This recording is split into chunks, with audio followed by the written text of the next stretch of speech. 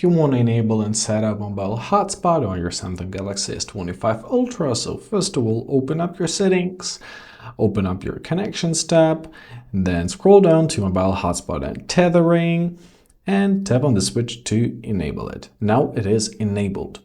So let's set it up. Tap on your mobile hotspot, give your network a name.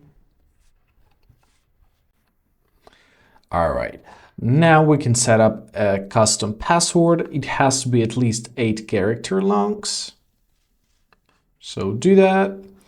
And now we can choose a compatibility. So between 2 and 4 Hertz up to 6 Hertz. I recommend leaving it on 2 and 4 so all of your devices can connect.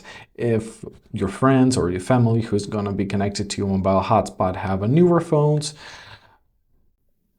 I strongly recommend you using a 6 Hertz because it will be much faster.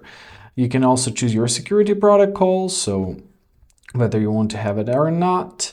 You can adjust your turn off when no device connected for power saving mode, Wi-Fi sharing. So when you are satisfied with everything, simply press save. And that's it.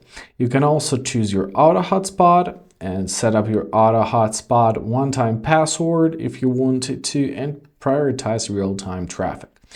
For sharing the hotspot, you can press QR code at the bottom and you'll see this QR code. So you can save it as an image or you can share it right to your friends through Gmail, through WhatsApp, Facebook messages, whatever you're using, right?